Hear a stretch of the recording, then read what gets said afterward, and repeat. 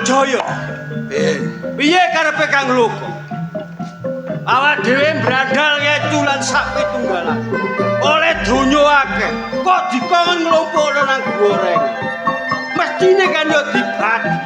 Kudune kaya ngono. Anggone brandal ngecu sak pinunggalene. Dilebono nang gone guwa. Gak dibageno mbek awak dhewe oleh apa kan? Lah yo Kang. Kang Loko. Tas opo sing mbok omong?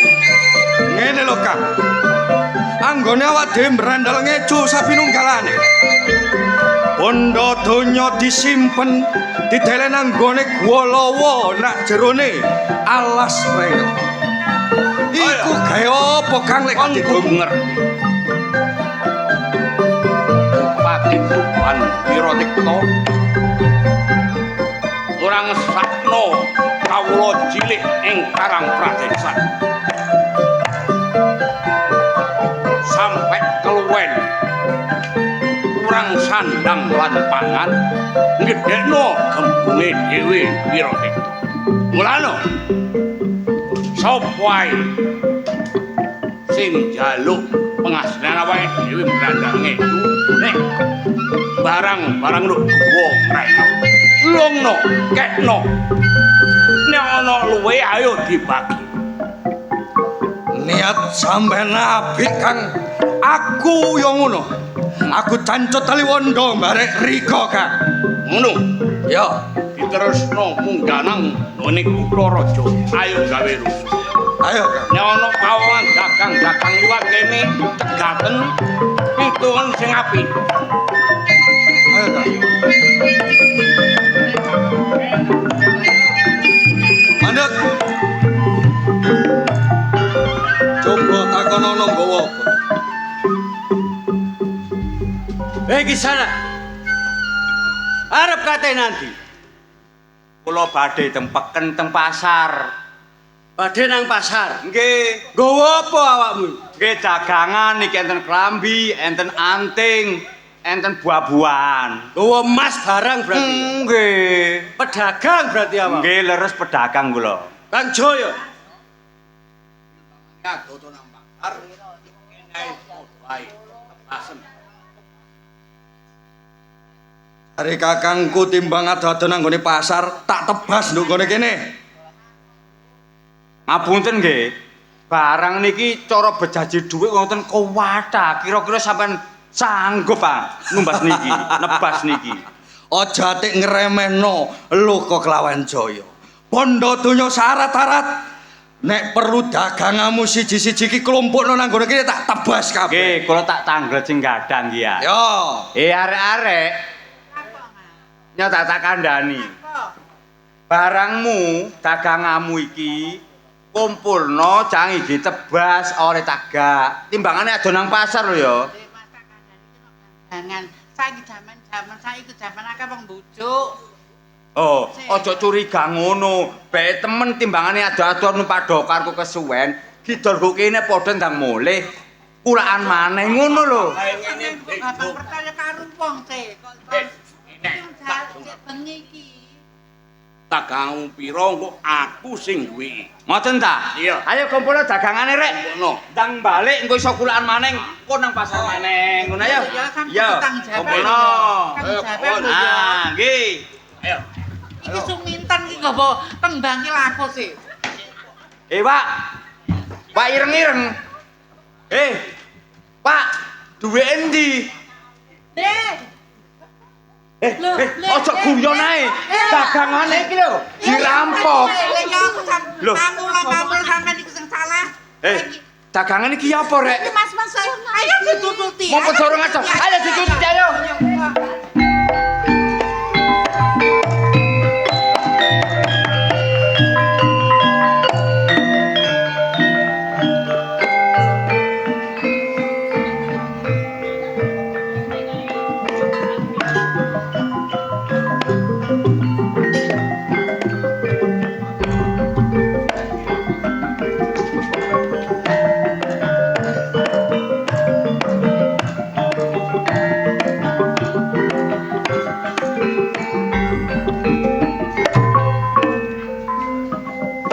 terkandhane Kanjeng Rama sing duwe pedhang panguwasa ing tlatah Tuban.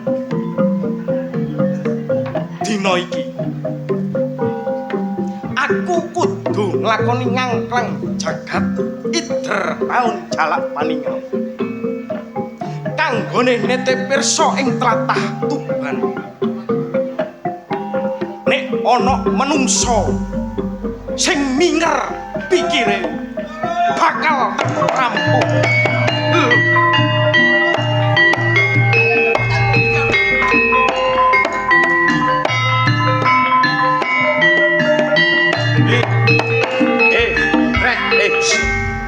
Mosok iki komplotane sing nggawa barang awak dhewe ku mang. Wak, sampean komplotane wong-wong sing nggawa barang ku mang ta? Sik. Iki kok padha playon iki sakjane ana apa? Paling komplotane sampean iki sak kelompok paling. Kok ngomong kelompok? Lah klambine ireng-ireng wong iku mang sing nggawa barang ya ireng-ireng. Paling awakmu koncone. Sik. Iki kok teko gemruduk moro-moro nuduh aku dadi golongane sing njupuk barang iki piye karepe? Ngene lho ceritane iki. Ceritane awak dhewe iki pedagang. Pedagang. Jange nang pasar dodol dagangan. Mari ngono go teng alas, iku mang dikongkon ngumpulno barange terus jange ditebas. Barang wis kumpul kabeh digawa mlayu, Wak. Dibegal nduk tengah dalan. Dibegal. Karepku ndang wis entek mulih kulaan maneh meneh nang pasar maneh. Ngene ae. Iki gawanen. Apa iki, Pak? Iki gawanen. Iki ngono donya brono picis. Sampeyan iki sapa kok moro ngekeki donya sakmono kae terus sampeyan iki jenenge sapa? Ngene iki gawanen dhisik baru tak. Ya sik tak gawane. Dadi kowe kabeh takon nek aku iki sapa sejatine. Iya. Kenalno. Aku Raden Said. Raden Said. Aduh, Den, ngapunten.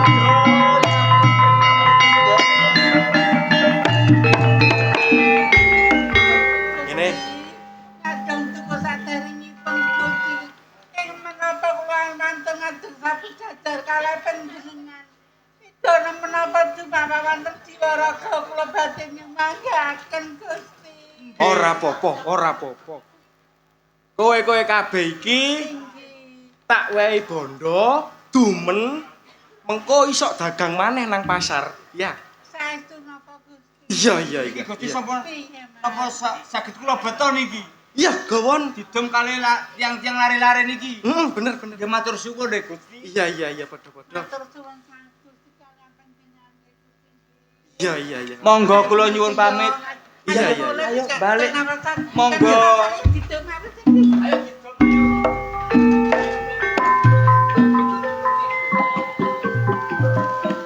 Nek nurut kandhane para pedagang. Nduk nggone tlatah Tuban kene wis akeh brandal rampok kecu sak pitunggalan. Iya. Aku dadi anak kudu iso ndudukno dharma baktiku marang wong tuwa. Brandal kecu sak rampoke kabeh. Nek kenek tak elingno apik nasib. Nanging nek ora kenek tak elingno, tumpes kabeh.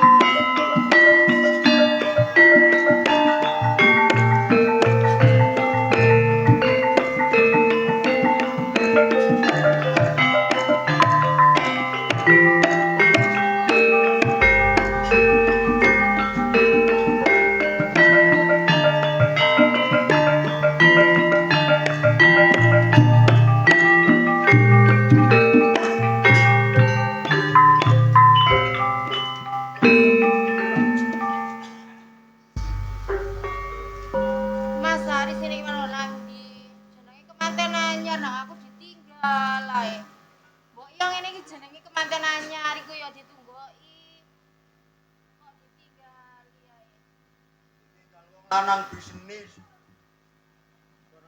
Omah kok ngomong. Yo gak ngono sih Mas, jenenge kemanten anyar iku lho, sampeyan iki mandi ae. Lho, aku iki yo dolek-dolek usaha. Yo apa kon iku? Ngene lho, Dik. Ya apa? Kok ngomong ijen ae iku. Yo nek tangga ro. Iku. Lah sing karo kon ngomong ijen sangkane koyo gendeng kon. Awak dhewe eling-eling sik kemanten anyar lho. Iya iya sih. Hubunganmu ambek hubung aku ku wis direstoni ambek wong tuamu sak loro, ambek wong tuaku uga. Iya sih Mas. Kok ono daya sih Mas? Iki ana daya gak permisi, gak kula nuwun kludur ae. Ora jandul lho kene koyoke mari duwe gawe koyoke. Oh nggih, leres. Cek, derek tanglet. Dereng nate tepung, dereng nate ketemu, kok jenengan moro-moro ndugi ten rompok kula niku lho. Nggih mboten kula nuwun, nggih mboten assalamualaikum.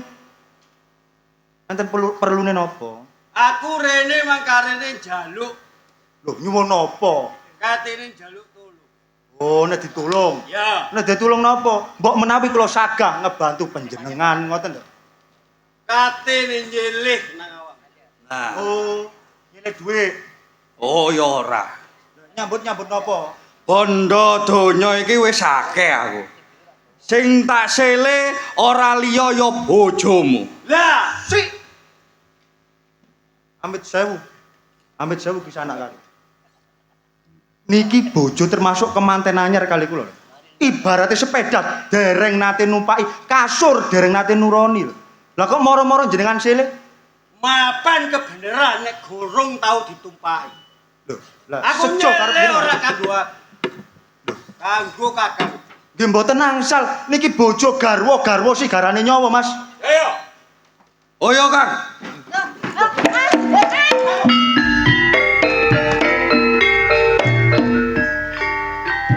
Bojoku lho dibetok nang pundi? Mbok omah iki kari aku barek awak. Bojomu digawa barek arek-arek. Barek dulurku. Saiki ayo omong-omongan sing enak. Kari gelem opo gak? Kula mboten poron. Kula abot kali bojo kula. Kon abot barek bojomu. Nggih. Aku nyilih ambek awakmu diluk ae. Bar gawene kon tak balekno mulih. Kula mboten poron. Gak gelem. Aku sisok kasar isok. Pokoke tetep mboten poron kula. Kon gelem barek aku enak. Njaluk opo tak turuti. Anut ya. Mboten. Kon gak gelem. Mboten. Enak. Mboten. Barang enak kok mau lho. Kula gak ada bojo Bojo ae. Nggih, tolong.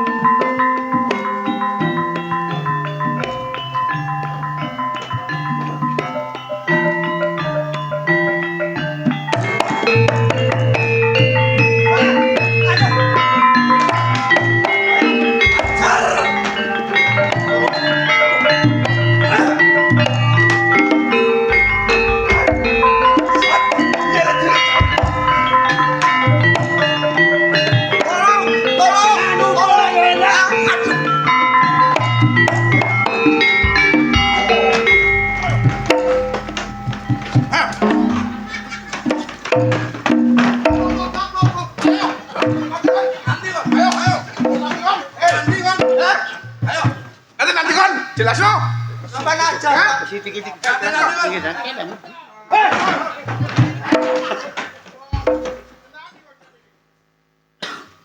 Masalah. Iso gobok kabeh. Mangan kae samplokan wayahe metu. Jenenge ngecapi sego pecel iso dadi lodeh iki, Mang. Nuwun sewu, Pak Gus. Le, wagus kakekmu ah. Aku iki demang goblok. Oh, jenengan Pak Demang. Gak ngono awakmu lho gantengmu ya ganteng. Nggih. Dedepi adepmu ya oleh. Kok kelesetan kok embong gede lho. Mantun sarapan. kuwareken ah. Nggih. Lho, Aku kok diajar kaya raja kaya arek. Kon wis gantemi. Nggih. Pekorane apa li? Ngomong apa kono demang iki. Ngeten lho. Ngeten lho. Pekorane niku selepe. Sepele. Yo ngene ta padha dagelan iki. Ngomong diatur ngomong sing genah. Niki sing teges, niki demang sing teges nggih niki nggih. Nggih, nggih. Ayo Gus. Kula tak sanjang. Kedadean apa sing Kaya Wardana kok nek ngono. Kaya Wardana. tak dilat meloncat. Wayang. Ngeten lho, Pak Demang nggih. Kaya Kula ngapa? tak sanjang. Asal napa mboten kula sanjang? Angsal napa mboten? Oleh. Kok malah lembeng ngono? Sore mang gak apa-apa. Nek saiki demang. Demang. Oleh. Ngoten. Ngeten lho, kula wau kan ten rompok kula kan gegojekan kali istri kula. Terus Enten dayo ireng-ireng tiang gawe klambi ireng-ireng. Jelas. dalbo. Gendruwo iku. Kula wong medhi. Demang kondet. Nggih. Ireng-ireng kok dalba. Lah napa niku? Ireng-ireng ki lontong gosong. Gawe wis bungso. Demange pinter banyol. Cek nang wis. Takon ana sing genah. Nggih. Kaya ngapa kedadean? Ngomong sing jelas. Nang para demang papat iki, mbok menawa aku kabeh para demang iso ngekek solusi nang awakmu iki. Ngeten lho. Heeh. Niku wau kula kan gegojekan kali bojo kula. Oh, Seneng-seneng guyon. Kemanten anyar kula niki, Pak. Kemanten anyar. ya terus Enten dayo gawe klambi ireng-ireng. tamu. Tamu bawa senes, Pak. Lah terus Kajenge nyele. Nyelek. Bu dhuwit lan apa dhuwit niku? sepeda motor Mboten. sing disele Bojo, Pak. apa? Bojo. Seleno. Kok diseleno? Padahal sepeda diseleno. Nyelek apa? Bojo, Pak. Nyelek bojo. Nggih. Aku melok apa rek? Yo ngono. Demange kok cerongoan ngono. Wong kadare sak selegrekan paling kilo balik. Oh, bojo, Pak. Pun kaya ngoten. Garwa, Pak, sigarane nyawa. Lah bojomu saiki nggo ndi? Bojo kula, nah niki wau ngeten niku. Iya. Kula kan enten tiang kali kula dibeto mriki. Dibeto mriki kula diajar. Aku belajar.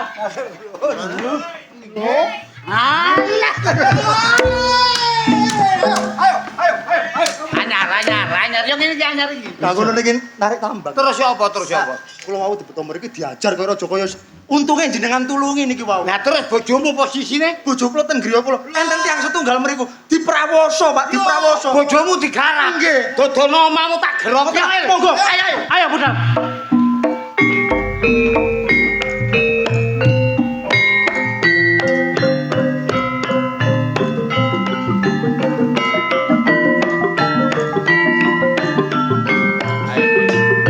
Padha enake kok angel-angel.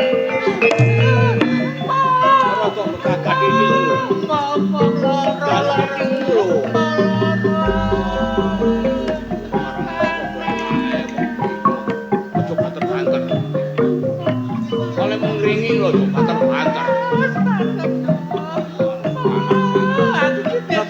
Rada miring. Rada miring iki, miring. Miring. Panggon muter nang gone Karang Pradesa. Karo to ombo iki. Ana omah sepi kaya ngene. Ning Aja nangis. ning jero kaya ana wong wadon. Miring. Jelas. Wangel iki. Wong wadon iki jelas diprawoso. Ya.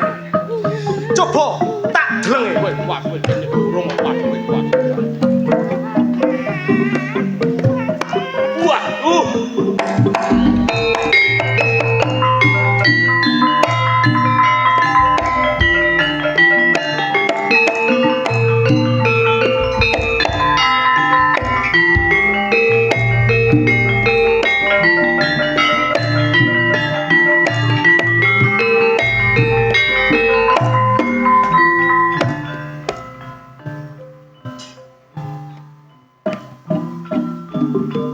Bangsat kurang ajar.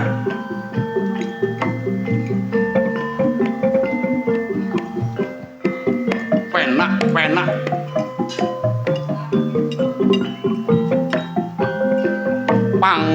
pangkon arek-arek wedok. Dadak dijejek teko mburi. Aku ngulur. Loh, pawongan iku mangkok gawe klambi ireng-ireng padha bareng aku. Ya, aku gak kangelan. Aku gak repot. Dandang lane kuntul lawanane dandang. Supaya prajurit narakane praja ing Tuban. Sapa sing gawe rusuh ning Kabupaten Tuban, loko wong kaya. Nek gak ngerti. Hei, para prajurit Wiratekta Bupati Tuban. Iki ana uratmu kaya ana maling sing mlebu nang gone Kabupaten Tuban. Malinge mlayu ngidul. Maling uratmu kowe. Ana maling.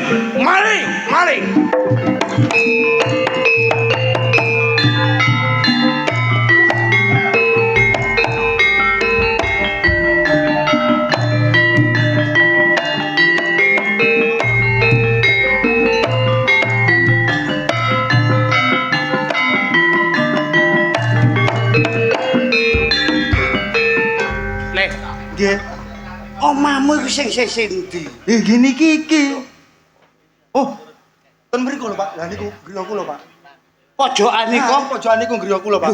lah suarane kaya ngene kok bojomu iku. Oh. Bojo kula dinapakaken niku, Pak. Jelas lenyok bojomu iki. Lenyok rumangsane jladren ta ya Nek apa? ancen iku omahmu. Nggih niku. Kang Demang, Nggih. kula nyuwun tulung sampean geropi aku. Kula geropi ae jero sampean cegat mriki. Nggih, monggo. Terus pripun ngaten iki? Aja kuwatir sabar ya ana Aku Demang. nek ngrungokno suarane sambate bojomu, Nggih. kaya iki nek rudal Israel bojomu. Kok roda Israel iki? Iki gak zamane Israel, so. Loh, gini iki, Pak. Gini iki. Lebete griya nggih wujudane punika. Oh, Iki sing mrawasa bojo kula gini iki. Dadi bojomu rupa topengan ngene iki. Ndika ya napa? Lah niki Maksude lari niki nggih niki sing mrawasa kali bojone. oh niki. Demang raos. Maksude niki sing ngene lebet kula biak medal niki sanes bojone niku. Niki pawongane niki. Nggih, demang raos. Apik kelakuanmu. Wes apik kelakuanmu. Apik kelakuanmu timbang kelakuan niko. Kan Demang, ndika niki Demang. Nggih. Panutane kawula dasih. Nggih. Nek ngomong utawa paring wicana sing kaya ngene, sampeyan aja kok lakoan. Nggih. Sing niki sampeyan lokno, cek ngerti kelakuane. Oh, ngoten. Gus. Ngono lho. Aku wedi aku. Oh, alah. Pun ndika sing nang leti ndika napa kok? Apik kelakuanmu. Wandamu rupamu ganteng dedeg piadegmu ya oleh. Ning kelakuanmu kok kaya duduk kelakuane menungso. Omong maling brandal kecu sak pitunggalane. Ono lho nek ngoten mriki kompon mriki. Lah sampean japlak mawon. Sing dicolong donya bondo. Lan sak pitunggalane. Lho, kok aneh-aneh sing mbok colong iki arek wedok. Terus mbok perkosa. Karepmu dhewe ta. Nggih, karepmu dhewe. Nek ngake kampanye. Nek ancene awakmu maling sing sekti mandraguna. Tanpa tanding kebak ilmu. Aja katik mbok tutup. Bukan Demang-Demang cek roh. Iki lawani Demang kamu. Nggih, kedamoten. Lanang temen, ayo buka kabeh.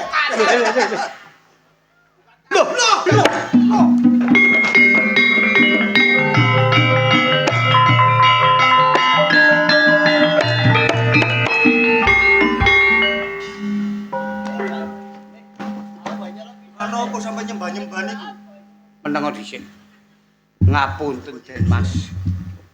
Demang kala wau mbon nyumrepi menawi ingkang damel tropong niku jenengan. Ampun pegel Utawi cadar. Den Mas, kula lak sampun matur, sak amret-amretane Demang. Kula tasih sagu nek jenengan kagungan, kepingin utawi didhawuhkan karo lare estri ingkang Endah Sulistiani utawi lare sing paling ayu nggene Kadipaten Tuban. Jenengan matur kali Demang Kuntet. Kula saguh nglamar. Kula inumi kopi salepek. Kinange jabu surune. Perkara ora kok disedot. Salepek nggih kirang, Demang. Heh? Salepek nggih kirang. Nggih sateku mang wis entek. Nek ancen sampean gak dapet panggihan ngoten, mun pantes dados putrane Kanjeng Adipati Tuban kang paring asma Wilotikto. Napa malih mrawasa lare esti kemanten anyar. Niki sanes patrape manungsa, niki patrape kewan. Wah! Hebat. Sip, jos. Demang Kuntet, Luar biasa. kula mboten nyono. Nggih. Nek jenengan iki Demang satu-satunya sing tahan pukul. Hebat. Heh. Demang telu datang gapleki ngene. Napa gitu, Pak? Kok karo kancane kena tonyo jare ta. Syukur. Apik. Gak ngono kok wong telu iki padha ngalah patiku sih. Sae. Etan gitu, Mang. Nek menurut kula sing lepat niku jenengan. Lah kok kula sing lepat? Jenengan ngertos niki wau sinten? Den Mas Said. Den Mas Said niku putrane Kanjeng Adipati wonten Tuban. Nggih. Nggih to? Leres. Lah kok jenengan wonten picanten wonten ngersane Raden Said iki kados mekaten. Nggih. Nggih leres Raden Said ditandhi nyoplek kok kula malah ku ido-ido ngeten. Kang Demang ngeten mawon. Pripun? Benjing sampe nek mantuk pun bareng kula. Lah bareng sinten? Pun bareng trek mawon ngulon. Wah, lah terus Ngenter mawon. Nggih leres. Pasien kok mboten? Kakang Demang Kuntet. Nggih. Sampeyan terus sing ngewangi kula ditonyo ngoten mau sampeyan ambruk. Nek mungsu wong andahan awak mulai nyalahno. Nek iki wis kaya iki putrane Kanjeng Adipati. Lu putu kaya ngopo tetep bener. Wis kon sabar wae. Mboten saged sabar. Meneh tak tukokno nang kono. Ten pundi? Ana nang Samalaya Eh. akeh. Kok iso arek wae do bojo ditukokno. Dadak ngalang-aling 120 oleh apik ae kon. Ngeten Pak Demang. Niku wau sejatosipun sinten to? Iki putrane Kanjeng Adipati Wilotikto sing enek Tuban. Yaiku Dimas Said le. Mboten peduli. Senajan anake jenderal paribasane anake ratu. Kula tetep mboten nrimakaken. Maksudmu? Kula nyuwun nuntut pengadilan kula niki. Oh, dadi awakmu tetep njaluk pengadilan. Nggih. Anane bojomu diprawoso karo iku mang. Terus. Le, Terus pundi? aku demang-demang kanca iki. Aja kuwatir. Terus pundi? Tak sowan nang Kadipaten, tak suwono pengadilan. Ngoten. Ayo. Monggo saniki. Monggo, Bu.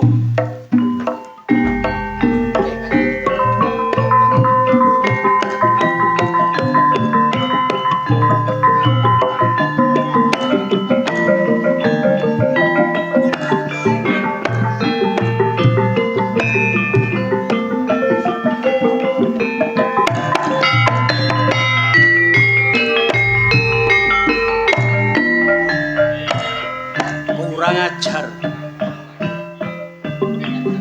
Sopo sing wani-wanine ngejar aku? Alas Jatiwangi yaiku jati petenggu daerah kekuasaanku.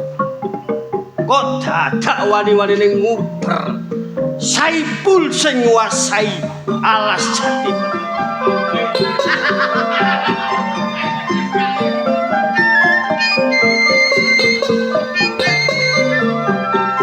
Di sana. Ya, Siapa jeneng? aku Raden Said putra Adipati Tuban. Balik takok kowe sapa? Jenengku Saipul. Saipul. Sing duwe wilayah ki. Alas Jati Peteng ya iku Jatiwangi. Saipul. Nek kena tak elingno, lereno anggonmu berandal ngecung rampok sak pitunggalan. Aku ora bakal leren. Lagine Kang lupa. Karo Kang Jaya isih ngongkon aku gawe rusuh nang tlatah Tuban. Sampai besok bakal tarusun. Berarti kowe gak gelem mandeg dadi brandal. Aku gelem mandeg nek kon iso mateni Said. Ya, nek ngono panjalukmu, ayo didelok nduk papan kene sapa sing tekaning pati. Dadi kaya ngono. Ya, empano dadamu. Terapal ya jajan. Ayo. Wah! Bongko kon. Saipul, saiki genten kowe. Mapano tampanono aji-ajine Raden Said. Sunten kabeh ilmu nang dadane Said. Ya, ya.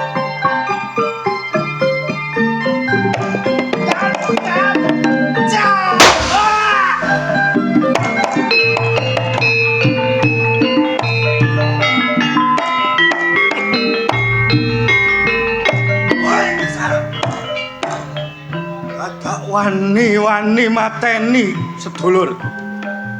Sapa kang dadi aran? Aku Raden Said. Oh. Raden Said. Bener? Ngertenono. Jaya gak nrimakno yen sedulure tumakaning pati saka tangan. Nek Jaya gak nrimakno sedulure mati. Tak elingno. Lereno anggonmu brandal. Lereno anggonmu ngerampok. Bali dadi wong sing apik. Oh. Duwe kewenangan apa nganti ngongkon Jaya ngelereni tumindak berandal ngeju sapinunggalan. Aku Raden Said, putrane Bupati Tuban.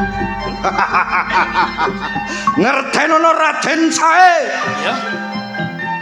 Jaya nglakoni tumindak sing kaya ngene, gawe ontran-ontran ana ing tlatah Tuban. Ora liya aku diutus marek kakangku Kakang Loka.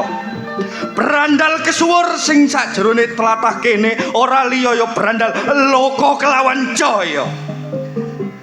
Nek awakmu gak kepingin mati saka tanganku, sumingkira saka papan panggonan kene. Dadi kowe gak kenek tak elingno. Ya. Aku gak bakal sumengkir teko papan kene. Nek awakmu durung tekaning pati. Ya. Nek nyoto-nyoto putrane Adipati Wilwadikta duweni daya kawijayan kasentian. Tamakno ajajimu marang dadane Jaya.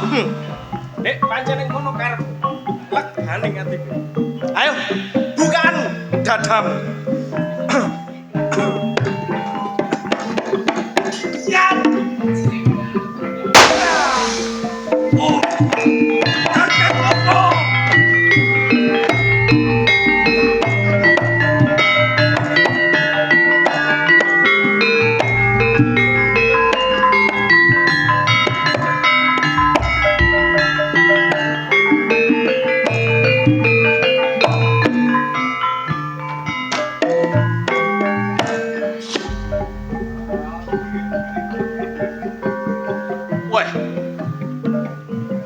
Para prajurit ing Tuban nguber laku.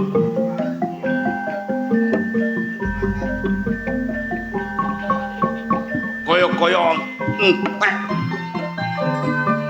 napasku utawa ambak mengkis-mengkis. Lho. Jaya, kakangmu Loka adus keringet diuber-uber para prajurit saka ing Tuban dadak kon enak kepenak gletak yo tengah dalan turu nganggo sakarepmu dhewe. Jaya, ya Jaya.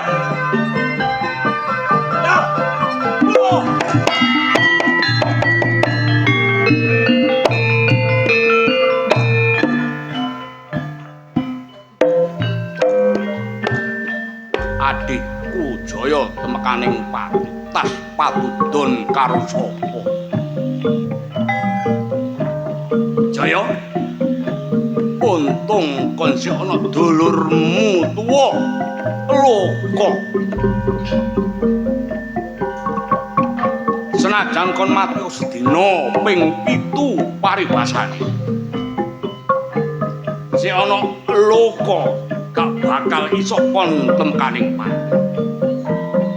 Ayo urip Pandhi.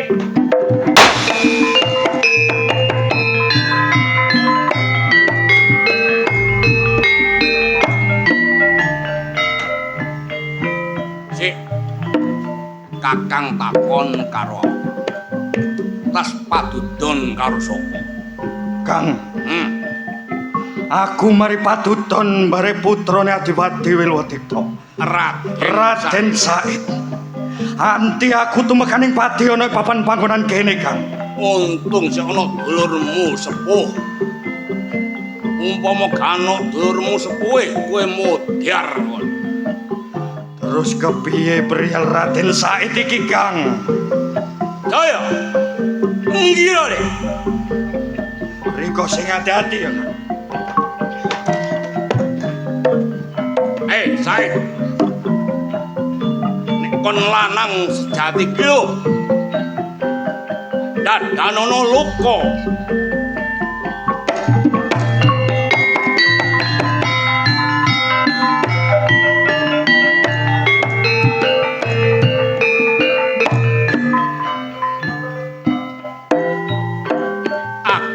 Panggling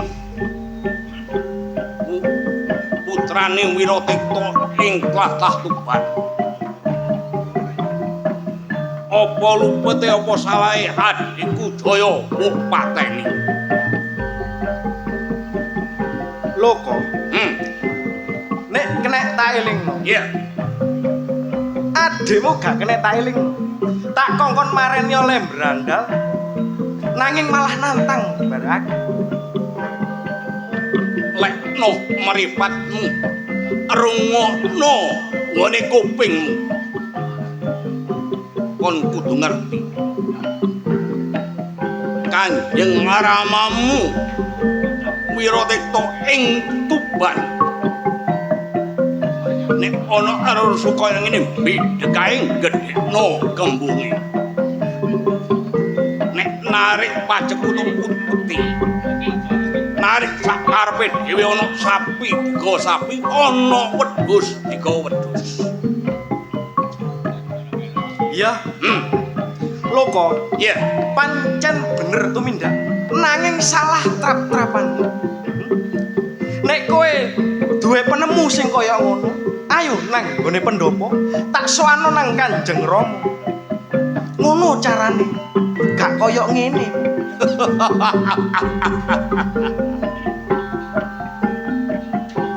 Babakan iku aku wis ngerti ning aku gak nrimakno patine sedulurku Jaya. Nek kowe gak nrimakno patine sedulurmu Jaya, karepmu saiki ya. Ayo padudon lawan adu kaksten kene sugingelmu Jaya Kawijayan. Ya, wong lanang sejati wong sekti mandraguna mapano. Bukaan dodomu. Ayo tamakno ilmumu nang gone badane Raden Said.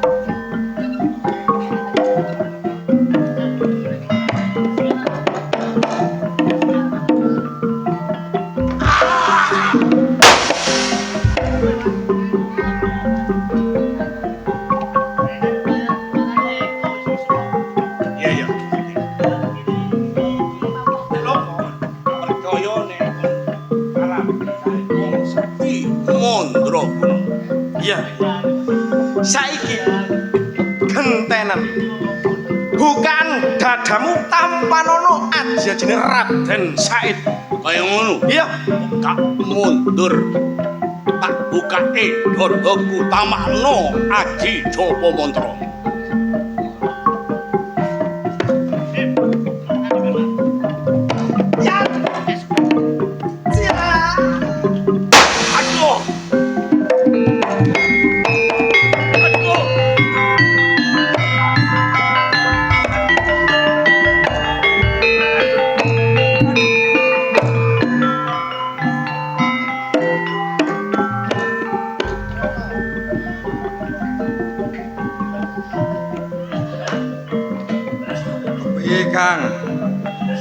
Mari mateni Raden Said dadak gelendangan nduk kene. Saking pegele ya, Kang. Kang Loko. Wah, mati.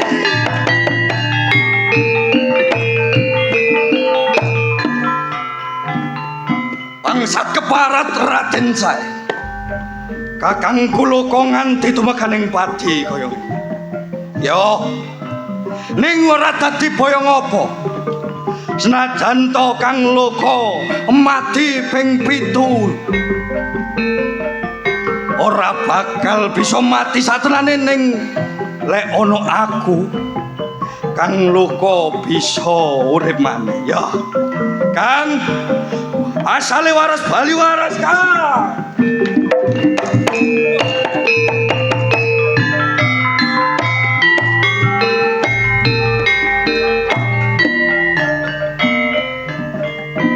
Jaya, anjene bener. Nek Raden Said iki sugih ilmu, gak kena gawe sangga enteng. Jaya, Iya. ayo nunggal sakwiji ragamu bareng ragane Kakang Aji Bandung Bondowoso. Ayo ditamano ragane Raden Said. Bener Kang. Sumbarana le. Iya Kang. Hei Raden Said. Yen kowe duweni haji-haji sekti mandraguna mapano ning papan kanggonan kene.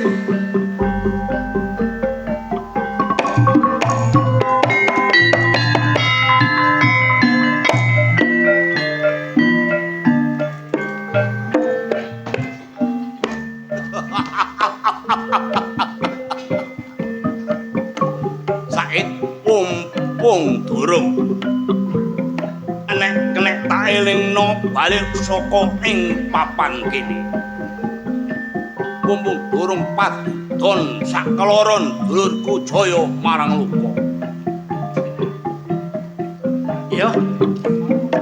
Pancene aku wis mangerteni nek Luka karo Jaya salah sijine nek sik urip ora bakal tumpaking pati. Iya, iya.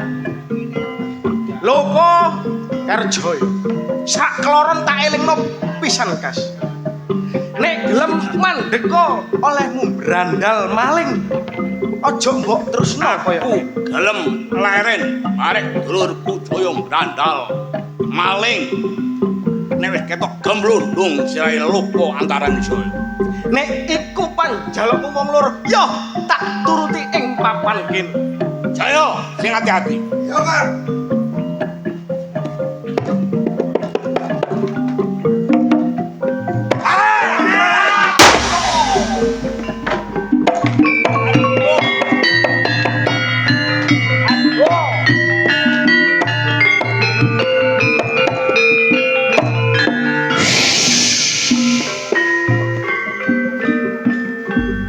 Raden Said, aku matur nuwun. Ya kene kowe bisa nyuwargake aku. Mula tintingono iling-ilingen yen tumindakku salah aja mbok bajutno, yen tumindakku bener bajutno perjuanganku. Yen rega lila jroning jagatmu iki dina diseseni getrek lan plater bumi mewah anggasa. Peparap Raden Said kudu kok simpen kang apik. Kowe gawe jejuluk Luka Jaya.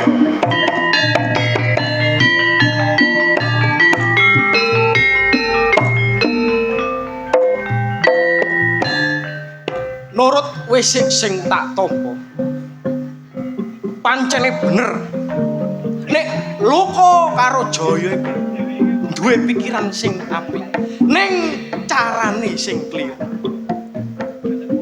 Iya. Mula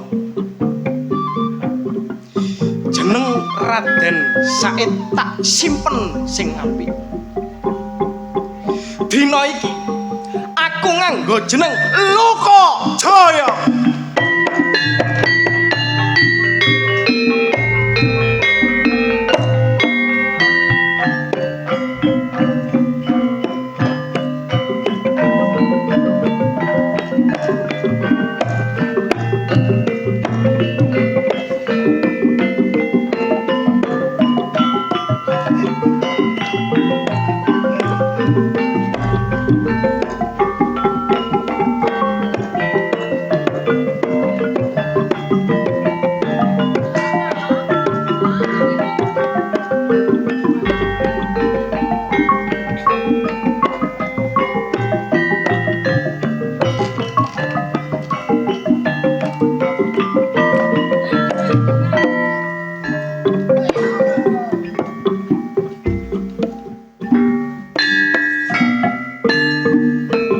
Saderengipun kula maturaken sungkem pangabekti mugi kunjuk ramane.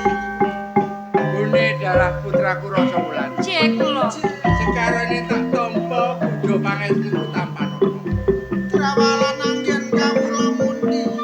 Kula salaping pucuke repot dadosaken jimat kula selaminipun gesang ramane. Ing kabeh iki aku arep ngomong marang apa ya ibune iki ora ngerti tembunge mbok bakul sinambi wara ana ing tlatah Tuban. Sejatosipun ngertos ramane ning kula sumpen matur dhateng panjenengan. Panjenengan dangu kalih putra panjenengan Rasa Wulan. Rasa Wulan. Jawa katinggalan Romo. Rama ngomong marang ibumu yen tlatah Tuban mentas wae akeh brandal ngeculan sak pinunggalane. Rama ora tanggung jawab kabeh iki wis dadi wungkone Kanjeng Rama. Piye? Anggonmu umpama kowe sawijining wanita, kowe putrane Rama. Yen nyuwun sewu saderengipun. Ing kadipaten menika ricu kata brandal ngeculan sak pinunggalan. Mestinipun panjenengan menika ngutus kalian para prajurit, para juru taman kenging jagi wonten ing kadipaten menika. Ning panjenengan mendel mawon boten dawuh, boten bakal wonten sing grata Rama. Yo, kowe sing tak golo-golo pinter. Rene kowe matur marang Kanjeng Rama sing kaya ngono. Bune, putrane kok ya pinter ngomong sing kaya ngono, matur marang wong tuane. Nduk Rasa Wulan. Kula ibu Jajal gladin prajurit para wanita ing jero kadipaten ya. kula pameten satriyan Bu. Sowan kanjenge, sowan kanjenge. Monggo Kakang Dimas.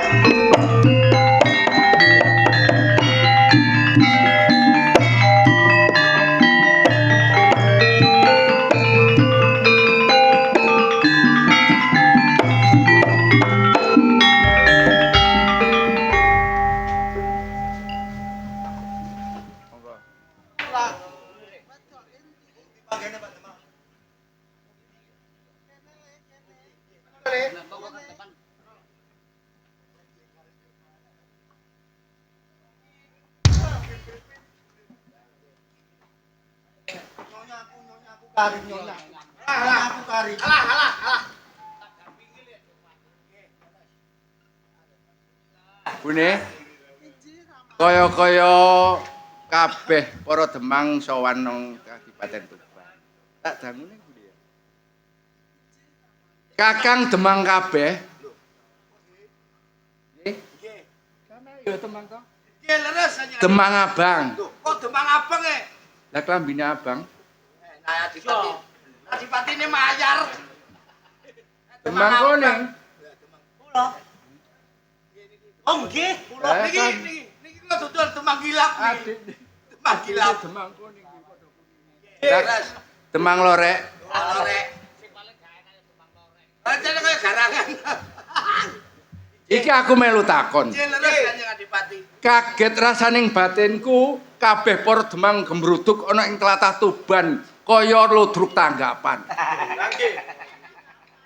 Menika lepat kan. Ya iki tak senengi. Kanjeng Adipati nek iki ludruk tanggapan. Menika mboten kados ludruk tanggapan. Kados pundi? Menika kados bancaan slametan. Nah, piye? Nganane gembrutuk ngeten iki mergi kate lapor mergane LPG langka. Oh. Aja celometan. Kowe ngerti? Aku iki bupati. Aku iki bupati. Nggih leres. Bupati ndi? Nggih. Bupati ndi? Mantap. Dalam mantep bodoh kabupaten iki. Lah nggih riyen niku mantap sakniki gantos.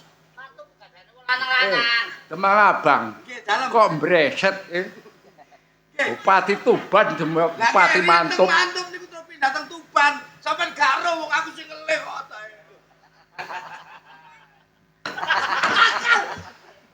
Katasaken kawuningan Gusti. Memang ragu lepat mengabang menika. Terus ngeten lho Kanjeng Adipati. Belajar kabar. Aja keguyon. Ngapunten Kanjeng Adipati. Aku kepengin ngerti.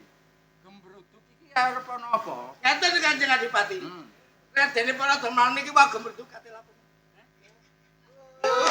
Aduh ngono. Nah, niki sing sebelah niki. Ngomong sing jelas. Ngeten lho Kanjeng Adipati. Apa arane niki wau kok sampean mriki gembrutuk? Lah. Apa niku? Lah. Ngeten lho sak benere. Lah. Kan mriki niku wau gembrutuk. Lah. Napa niku?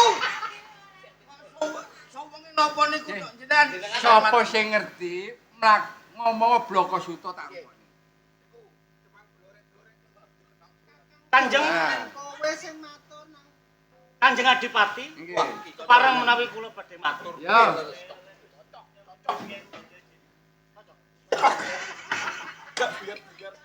Samenika wonten ontran-ontran ingkang sampun kedadosan wonten ing tlatah Kadipaten Tuban.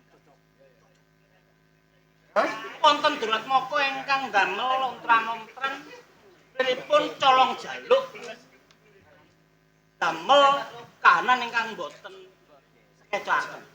Kanan sing piye? Kahanan ingkang gegirisi, kahanan ingkang boten dadosaken ayem tentreming para kawula dasih. Durat Moko menika boten colong jaluk arupi barang utawi satu kewan boten Kanjeng. Napa? Ananging ingkang dipun prawasa ingkang dipun colong jaluk menika arupi tiyang istri.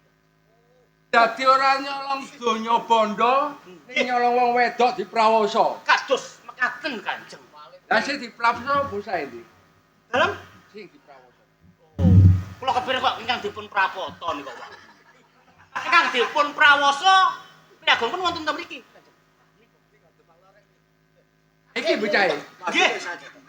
Nika kemanten enggal. Apa bener omonge para demang sing kaya ngono? Leres Kanjeng Adipati. Aku melu takon karo kowe. Jenengmu sapa? Dijine? Bojone Gimo. Le? Kowe tak takoni. Aja mbreset.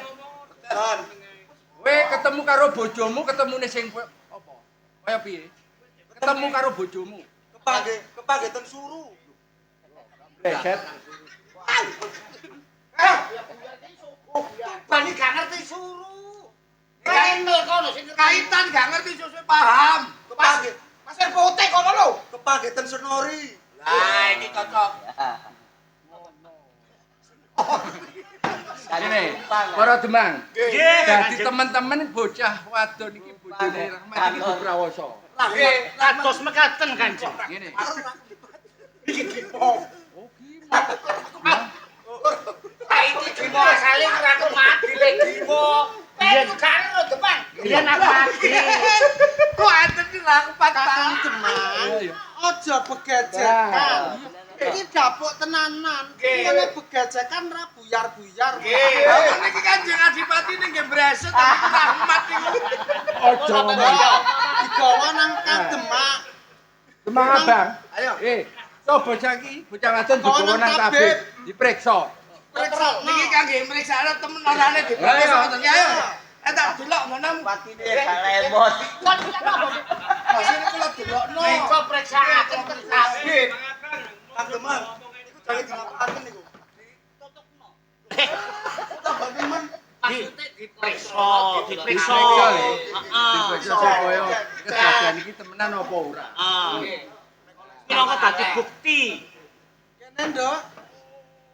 Sampun kula teng tabib. Lajeng miturut keterangane tabib, lare niki mpun meweh-meweh.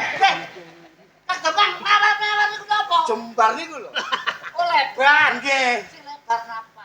Nggih niku lho. Napa niku? Apane? Kembene.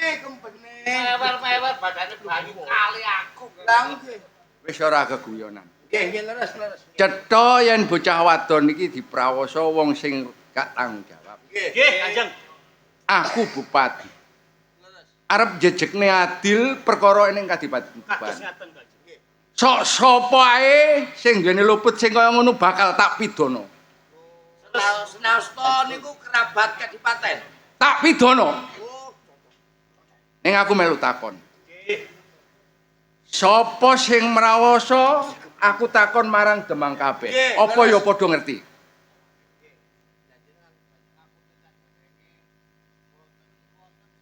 Kale ingkang mrawoso asa.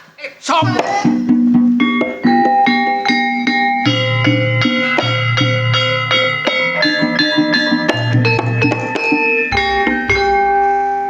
Piye Bune? Apa ora salah pambulumu Kakang Demang? Boten Jeng Putri. Tenan. Nggih, sadinipun boten para Demang. Raden saya topo kaya kuwi. Sane. Kaya kuwi. Ah niku becungi niku. Umpamane sae ndak tekakno nang kene, kowe gelem. Lho, nggih semerep nggih purun. Ngerti kan? Nah, Nggih, Bune. ngertos. Coba timbalono. Coba timbalono.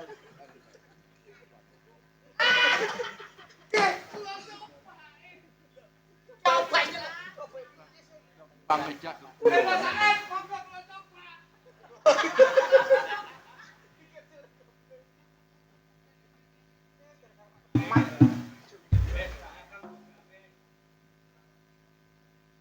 bangun ramane putramu. Loh, nggih niki. Niki tiange. Iki tadi. Iki ngawul. Iki wonge. Ngawul. Said. Apa kowe kaget timbali karo Kanjeng Rama? Kaget terus manaku.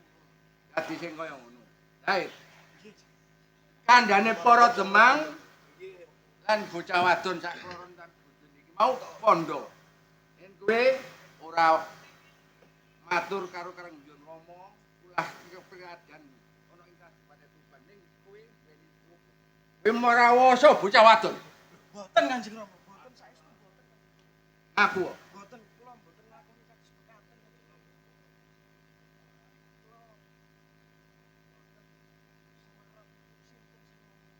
ana sing ngomong Nggih Kanjeng.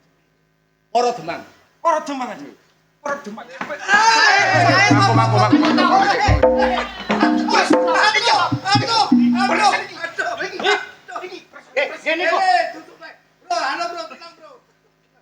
Said. Ger. Kowe putraning Rama sing tak gadang-gadang. Kowe ngerti Rama ndawuh marang kowe. Kowe sing tak golo-golo umpama Kanjeng Rama lumengsir saka kursi Gading Dampar Kencana, kowe iso ngateni. Ning perbuatanmu ora karuan. Ngene aku ising karo ibumu. Piye, Bune? Putrane sing kaya ngene. Jajal kula dangunipun ramane. Tole. Kowe putraning ibu. Dalah ramamu. Sepisan kowe ngleng semake ibu dalah Kanjeng Ramamu tole. Ibu Wirang Said. Ngerosot saka kudangane pun ibu. Lutpot saka gendongane wong tuwa. Kapan daya kowe mancet tatanan dewasa kena kanggo patuladaning kawula dase ing tlatah Tuban tole. Dalah kowe ngleng semake wong tuane. Ibu ora bisa melani kowe tole nang ngarsaning Jeng Ramane. Ramane panjenengan ingkang kagungan panguwasa ing tlatah Tuban, kula pasrah dhateng panjenengan kemawon. Said. Kowe aja mirang-mirangno wong tuwa. Kowe duwe perbuatan sing kaya ngono didangu marang ibumu nganti para demang kabeh melok nyanyi. Mewek-mewek. Terharu Kanjeng Adipati. Saking Dae kelakuan kados mekaten Kanjeng. Oh, dadi sing kaya ngono. Said. Aja kowe nglemsemake asmane Kanjeng Rama.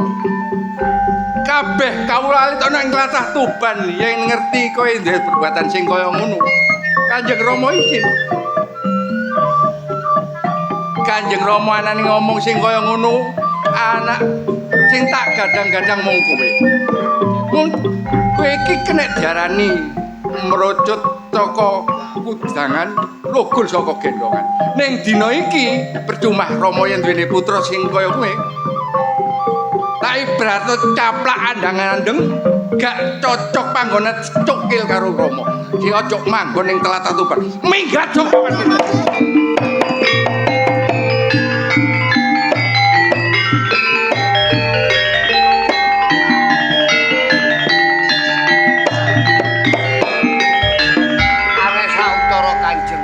Sabar sautawis menika putra panjenengan piyambak monggo dipun warangkaaken pupukanipun.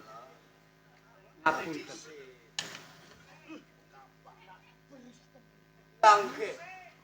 Para demang kabeh. Kedadean sing kaya ngene sing tak jaluk ojo wadi iki sampean tutup ojo sampean buka. Nek krungu karo kawula alit ana ing tlatah Tuban, aku rumangsa izin. Mula dina iki sapa? Rahmat karo Gimo. Rahmat ke Gimo. Lah jenenge dilale. Jenenge iki Dumang Abang. Jenengmu sing kasih sapa, Le? Oh, Gimo. Oh, iya. Sing niki Pinti. Biasane lu ado wong Gimo nang Rahmat. Ngene, Le. Nggih, terus pundi Jeng Adipati? Kanggo nebus isinku kowe ndek kabar sing kaya ngono kuwi gak usah mulih nang desamu. Lajeng terus pundi? Kowe ngerti, kene iki akeh penggawean kowe tak mulyakno. Kowe tak dadekno juru taman. Nggih, ngoten pilih kamukten. Purun kula Jeng Adipati nggih. Matur sembah nuwun sanget. Bojomu ya ora usah mulih. Pinter iso masak. Oh, saged. Tenan. Tak dadekno juru masak. Pinter nyanyi Kanjeng. Alah, layar iki pinter. Berarti iki yo bekase sinden to bojomu. Nggih, Budi Wijayus. Wijaya. Oh, nggih Budi Wijaya. Kowe ping pindho breset le karo kono. Ngene. Nuwun sewu Iya. ramane. Kakang Deman kabeh. Jaken mlebu. Dodono panggonane. Ayo, monggo. Ayo. Matur sembah nuwun Jeng Adipati nggih. Breset kene iki gak payu.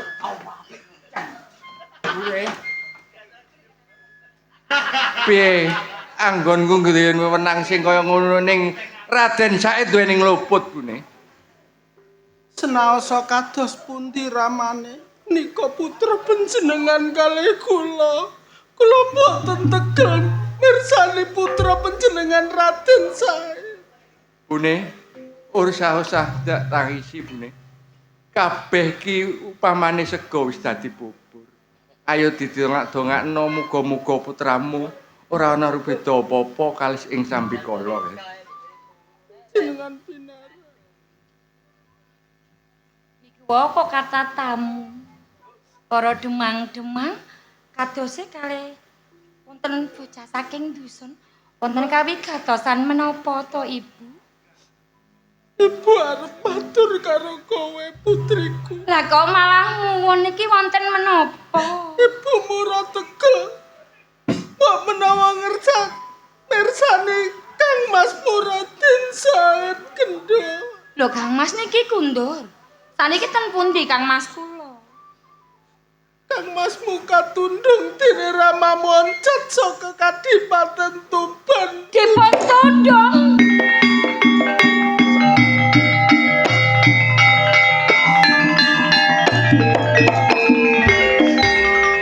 Napa ingkang dados kalepatanipun Kang Mas Said menika? Rasa wulan aturé para kadang demang. Kang Mas Muradin Said prakosa bocah Karang Pradesa. Kula boten percaya. Jane ibu ya ora percaya. Ning bukti lan saksi kene dadi ora bisa bela Kang Masmu. Ajeng. Kang Masmu katundung dene murkane ramamu. Ibu ora bisa gondeli do. Panjenengan tegel kae Kang Mas. Yen ngonten Ibu. Kowe ning kene wae karo ibu. Aku derek Kang Mas. Wulan. Bune. Piye to sampean iki? Panjenengan ampun duka kalih kula. Putra panjenengan kekalih loncat saking Kadipaten Tuban. Monggo panjenengan kalih kula nyuwun marang ngarsaning Gusti Kang Murbeng dumati. Kedah putra panjenengan kekalih saged slamet Kang Mas. Kuwi ya tega umpama rasa wulan loncat saka Kadipaten Tuban. Sampun medal, monggo dipun suwaraken marang Gusti Kang Murbeng dumati. Kersane kedah slamet Raman. Dadi sing kaya ngono bune ya. Ayo bebarengan nang sanggar pamujat.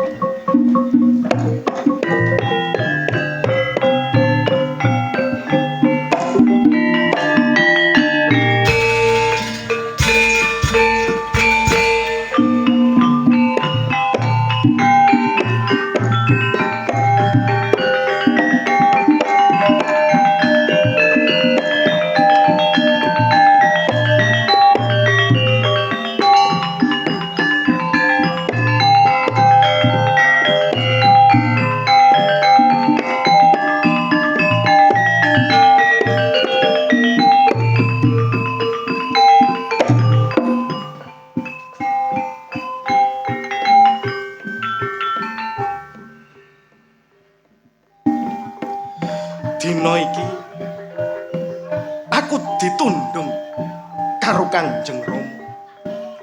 Kanjeng Rama nurut apa jarene para demang kabeh. Jarene aku mrawasa barek bocah wadon. Kanjeng ora mrakoso, mestine Kanjeng Rama ora nundung Kang Mas Said ta? Rasa wulan. Kok sampai teko kene? Yen kondur iki mbok aku digoleki to Kang Mas. Ngene Rasa wulan. Piye? Dina iki Kang Mas ditundung barek Kanjeng Rama. Aku ngerti. Ning aku ate takon karo panjenengan lho Kang Mas. Takon piye?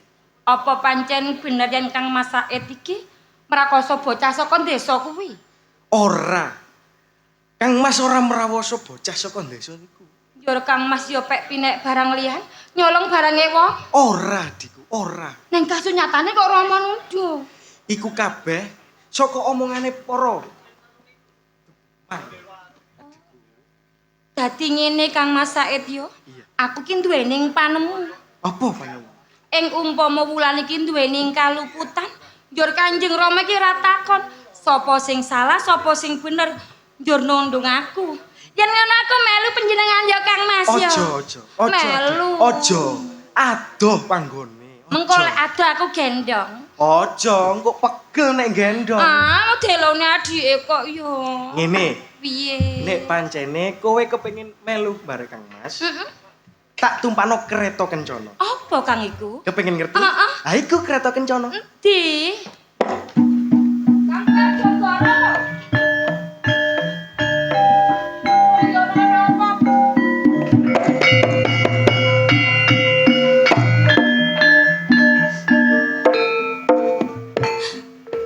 Bojo alus mbok jolo sutro aku Kang Mas. Aku ngerti kowe tresno karo aku. Neng ngertenono ya Kang Mas Said. Mbok bojo sedina ping 7. Aku tetep melu panjenengan.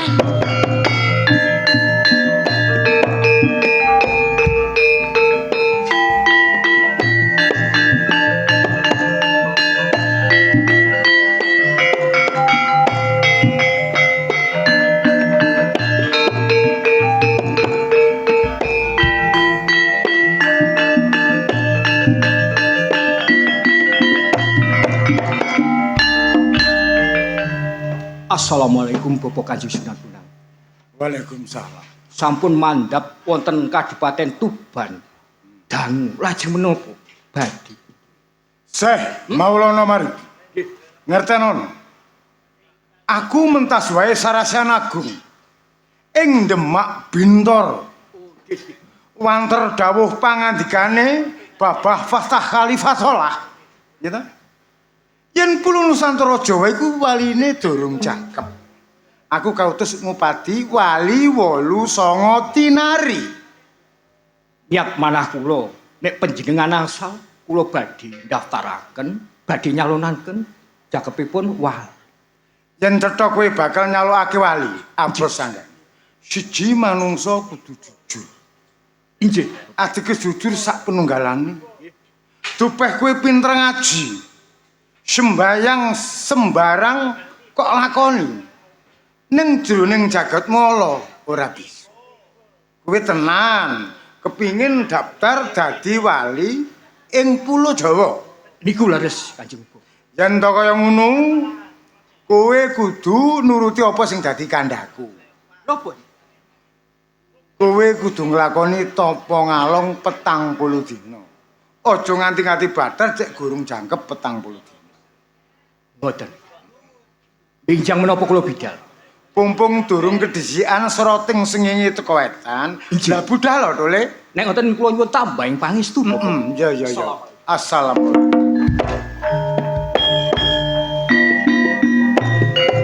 Loh, sajake ana bocah melayu-melayu.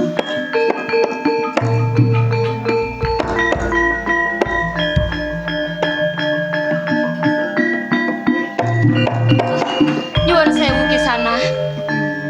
Jenengan niki wau napa mboten semerep wonten tiyang lintang ing margi mriki?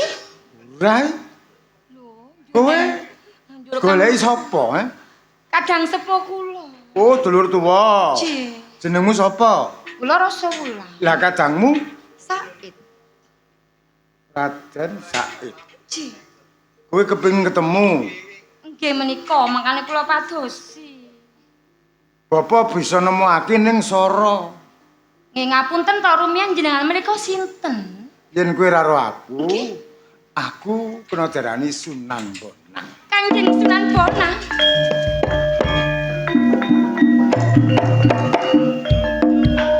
Rasa wulan, Jawa katimbalan Kanjeng. jroning jagatmu saumpama kowe gak bisa metuki marang kadangmu tuwa piye? Sedaya tiyang gesang kula pilih pejah kemawon. Kowe nurut karo bapak apa ora? Sauger saged ketemu kali Kang Mas Said kula Kowe kudu nglakoni tapa ngidang mlaku ngalor ngetan bakal ketemu marang sadulurmu si Raden Said. pangestu panjenengan.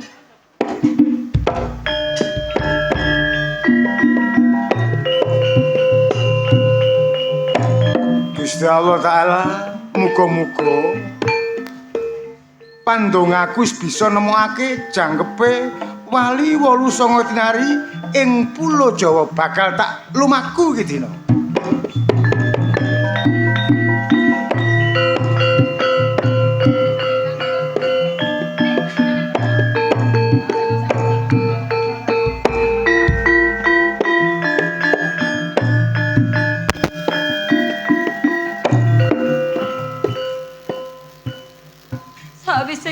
banyu ana ing sendang.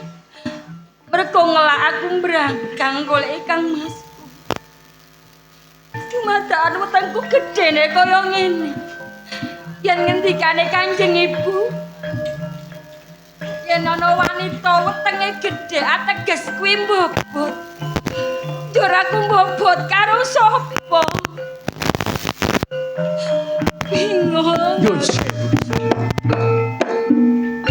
Tak dulu saka adoh kowe kok udan tetangisan. Sejatine kowe ki sapa? Aku rasa wul. Jur enek apa? Aku nglakoni tapa ngida. Ngombe banyu ing jroning sendang kono. Ning dumadakan wetengku gedhe kaya ngene. Yen jarene ibu, yen ana wong wedok wetenge gedhe kuwi ateges mbobot. Yen aku mbobot karo sapa? Ya, mrene ndak critani. Sejatine aku diutus karo Kanjeng Sunan Bonang tapa ngalong sak dhuwure wit jadika. Aku gak sengaja nyawang sak pribadane ayune pasuryanmu, atiku gak kuat ngampah. Aku duwe rasa tresna karo kowe. Dur, aku netesake Kama Tirta Ndanu kang tumetes sakjroning sendang kene. Kowe pancen ngombe banyu ning sendang kene, ateges sipo nang jabang bayi kuwi ya turasku ya anakku Rasulullah.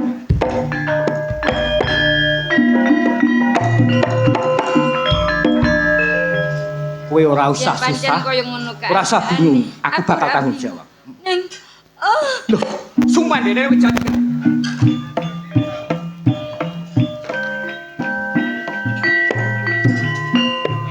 Ya, Rasulullah. Aku mung iso ndedonga muga-muga anggenmu nglairake kalis ing sambikala.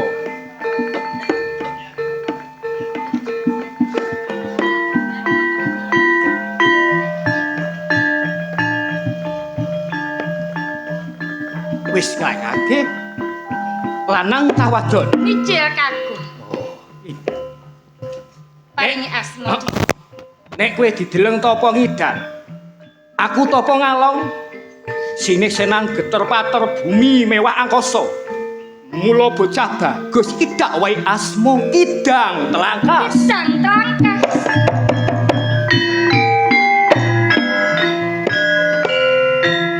Si ponang jabang bayi iki wis tak wae jeneng. Mestine kowe iki seneng. Lah kok pasuryanmu susah. Nangis. Ana apa iki? Aku bakal cerita sedidik karo kowe. Yo cerita. Jenengku Rasul. Putri Bupati Wilotikta saka Tuban. Metu saka Kadipaten Tuban golek kadang sepuhku. Ning nyatane ilang. Dikon tapa ngidang. Ning kedadian aku mbobot nganti duwening anak. Ing mendani aku yen kondur ora ing Kadipaten Tuban. Mbopong siponan jabang bayi. Piye wirang isine wong tuaku sak keloro. Yen ngono Kang Mas, tetep kita Aku.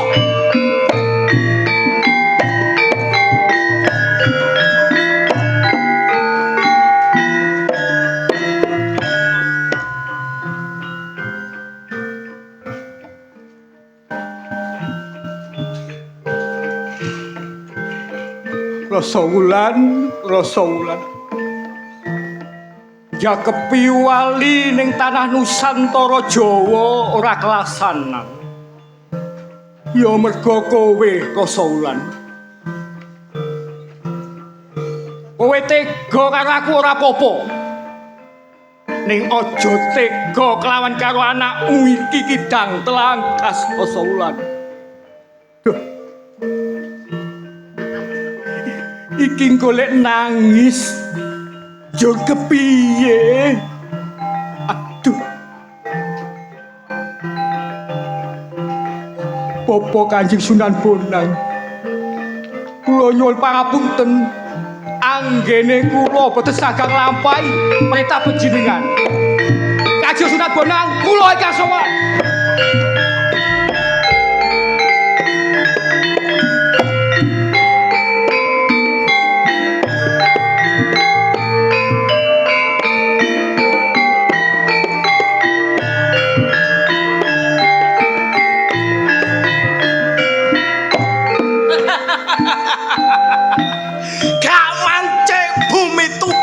lan gak patheken. Yo. Lokajaya randal kesuwur nang gone alas Jatiwangi. Sapa ae manungsa sing wani mlebu nang jerone alas kene. Oh. Nek gak gelem tak rampok, tak sudet potong. Loh.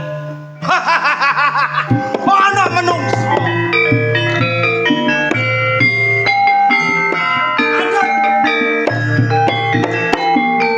Lanjut. Ben kowe ngendhekake aku arep nyang apa? Wong tuwek kok wani-wanine mlebu nang gone alas kene. Nang wis tuwek kok ora wani piye to? Ya wani no.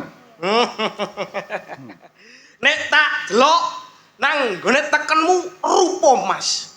Teklekmu ya rupa Mas. Gambaran? Tak jaluk. Nek gambar aku plepet Mas kok jaluk ya. Nek aku ora iso mlaku piye? Duh, aku gak urusan bare iku. Sing penting aku oleh bondo donya. Kok jaluk kabeh? Tak jaluk kabeh. Kepengin Mas oke. Liyane plepet Mas utawa plepet teken iki gelem ora luwih akeh. Nek pancene ana emas sing luwih akeh, aku gelem dudukno nang ndi parane. Delengen pucuke tekenku. Kae jukun. Emas wong tuwa.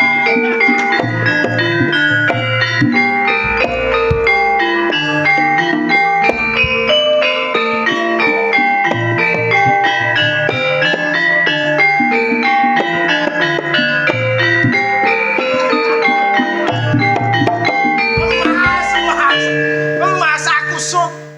Wah, jangkrik. Nang apa? Kandamu iku mang Mas. Pamer sulapan. Mripat memang ketok apa? Mas, Saiki dadi piye? dadi rupa kaya ngene. Kolang-kaling, godhong pupus, laras. Laras. Sulapan. Kowe kudu eling. Iki mung tembung sanepan. Dan kelaras iki sadurunge tumindak kudu kok laras bener apa salah. Ya ta? Sing kolang-kaling kudu eling Purwa Deksina. Bebasan Purwa kawitan Deksina pungkasan. Kowe dadi wong apik kok dadi wong kaya ngene. Kudu mbok kok eling-eling. Lho, iki sing kolang-kaling, sing pupus mulai dina iki kowe kudu mupus. Aja nganti tumindak brandal ngeculan sapunenggale dadi sampang dalan dak siyane liyan ora iso. Wong tuwek. Gak usah kakek ngomong katik ngandani barek Lokajaya. Sapa? Lokajaya. Jenengmu Lokajaya. Lokajaya. Ning wong tuwek iki iso ngomong yen jenengmu duduk Lokajaya. Aku Lokajaya, putra Kadipaten Tuban Raden Said kowe.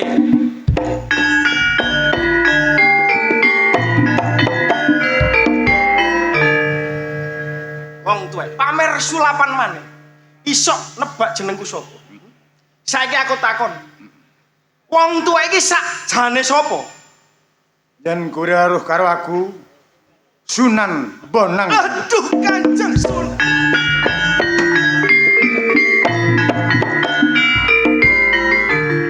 Raden Said, kowe wis njojo kaluputamu.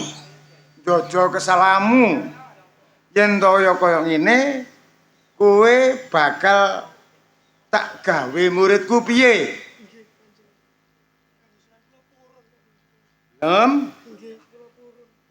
Nanging kowe engko tak gawa ning pondok, ya to?